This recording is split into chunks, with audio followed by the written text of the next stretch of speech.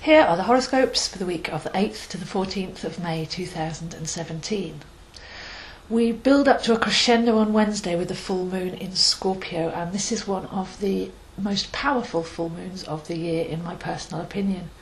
But before we get to that, we've got a couple of other aspects that will help us get there. So we're coming out of Mercury and Venus retrogrades, and we've learnt a lot on the journey.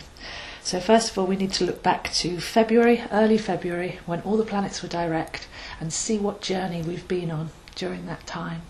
I've spoken about these in more detail in past videos, but in essence, Mercury retrograde has taken us back to the heart spark, back to the idea and the motivation from where we're coming from and what we're putting our spirit into, what we're manifesting, and how we can return to the core idea so that the projects and plans that we have, the interactions with others, are coming from a place of soul and spirit.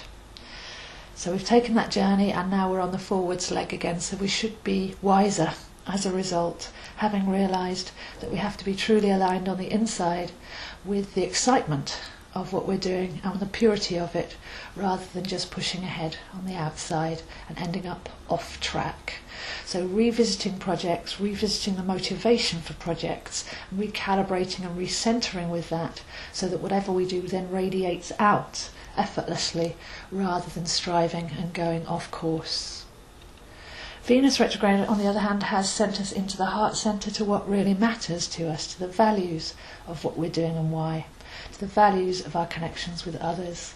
And we've had a chance to really delve into how we feel on a cellular level, and how to realign to what feels right, to what our inner knowing is, and to come from that place, so that we're not trying to do things that are not of ourselves or out of a sense of responsibility or obligation, but we're connected from and radiating from a place of inner intelligence, emotional intelligence and peace. So if we can engage with this on Monday, Tuesday, then we can have a look at what the full moon in Scorpio brings up as a result of that, because a full moon will always reflect back to us whatever we've been doing, whatever we've been thinking, whatever we've been building, and especially in the month of Taurus. So when we go back to the new moon in Taurus on the 26th, we've been setting intentions over the last couple of weeks, given the knowledge that we've received from these retrogrades, in order that we are coming from that simple and centered space, with heart, with value, with integrity and authority. By Monday and Tuesday we have a portal opening up as the Sun trines Pluto. This is a very harmonic aspect, and I feel that the Sun here represents the conscious mind, the light of consciousness, and Pluto is taking us into the darkness of the subconscious, so that we can penetrate deep into the dark and bring realizations up to the fore. So there's things that can hang out in our subconscious, beyond our consciousness, that often we can't quite get a hold on. And retrogrades and things like the Sun shining its light directly into the dark corners at least allows us to see what's going on underneath, to see what's behind the scenes, and to bring it out for awareness. But as we're coming to the full moon in Scorpio, I think that the realizations here will be psychologies that we've been crushed by for decades, really. All of this has to come out. We can't be coming from the false identity anymore. So anything that's false, anything that's false beliefs, any psychologies and behaviours that are no longer sustaining us, because the month of Taurus is all about us being self-sustaining, then the radiant light of the Sun is going to go in. It may not be comfortable at first, but it's very, very healing, like an antiseptic kind of feeling, purging the dark corners, bringing things to light so that we can bring them up and let them out and let them go once and for all. So by Wednesday we come to the full moon at 20 degrees Scorpio. And this is the journey, this is the axis of life and death. This is the journey that we're going on this week, to find that self-worth and that value and have it reflected back to us. To be present, to be centred, to be heartfelt, and to really know ourselves and where we're coming from and why. And to see that reflected back to us by the full moon. So Taurus is about self, Scorpio is about other. There may be a dynamic here where we're looking at the relationship with another or others, or our inner deeper self, that's our other as well, and having a look where we can balance that and bring it back to a place of purity and strength. So this is the big psychological moon. This is the deprogramming and profound healing that we need at this time. Also in the mix we have Mercury conjunct Uranus, so Mercury and Uranus together in Aries. That's the processing mind and the higher mind calling to our conscience. We have to stand up for what's right. We have unexpected revelations and we have a chance to rewire our brains and to think differently, to be independent thinkers and to be coming from a place of integrity and coherence. So listening to our inner knowing is very important under this very powerful Scorpio full moon, with the lower and higher mind processing in alignment and the sun shining its light into the darkest corners so that we can actually see what needs clearing. So if something doesn't feel right, there's a reason for that. We no longer need to conform or be responsible, obligated to please others over and above ourselves. We've reconnected with our own self-worth and where we matter in the equation, and conformity is no longer an option. So having connected to our heart, this Scorpio full moon does the final clearing, should be very healing and empowering in the long run, and it's very necessary for the time we're living in right now. By Thursday, Friday, Saturday we have Neptune square Mars. So this is another awkward aspect, but will help with the work that we're doing. So Neptune is our cellular intelligence, it's our emotional compass, and it's where we feel fine-tuned, where we know that something's right or wrong. But Mars in Gemini is energetically nervous and wanting to push ahead. So we have to go inwards first to connect with the soul desire of what we're pushing towards, rather than just being active for active's sake, trying to make things happen. And listen to that inner voice to make sure that we're in integrity, make sure that something feels right to us, that something's coming from a place of resonating truth. So Mars should be engaged with positive excitement and energy and not just used for action's sake.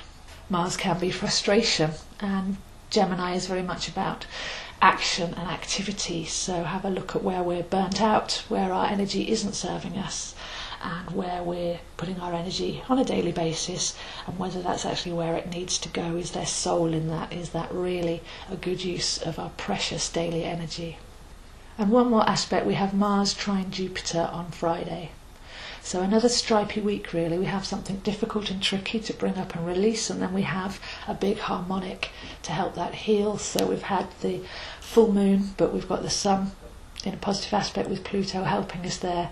Then we've had Neptune square Mars, which is tricky, but then Mars trine Jupiter, which is the other positive aspect that can help us there. So Mars trine Jupiter is all about finding our inner strength, our inner gold, and our inner knowing.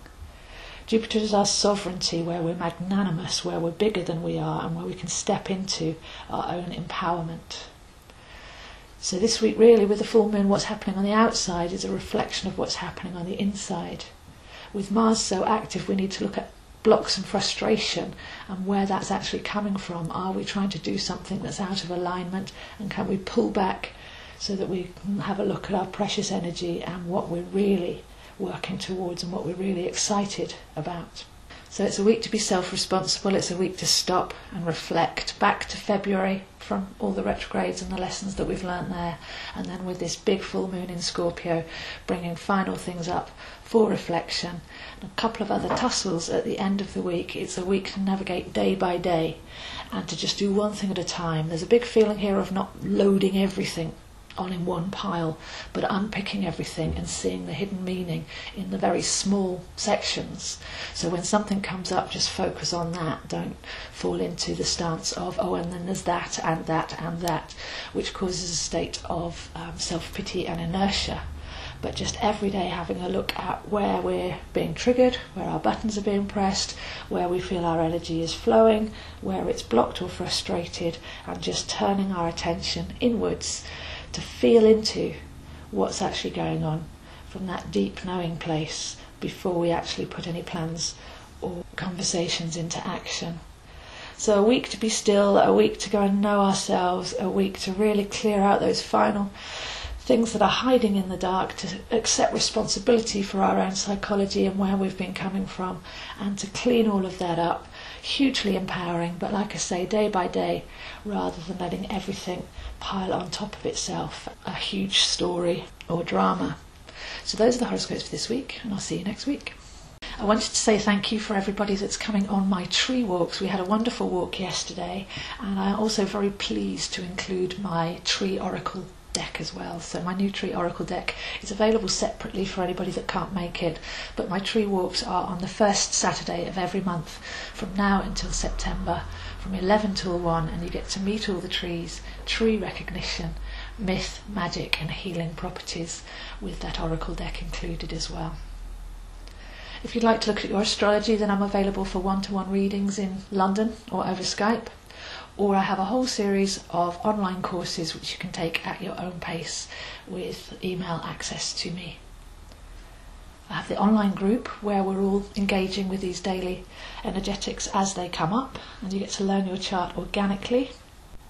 I also run a monthly tarot meetup group, so it's a tarot club where you don't have to have any experience, or you can have quite a lot of experience, but we all gather and give each other readings and learn about how to work with tarot in many different ways in a safe and friendly environment. And I also have a pack for each of the zodiac signs. It's a PDF written pack with beautiful pictures and all the correspondences. So there's a herbal oil recipe, there's crystals, there's alternative power animals, there's your Celtic tree, and many other bits and pieces, how to work with your sign on an esoteric and intuitive level. So for any of that, please do contact me, zoehines7@gmail.com.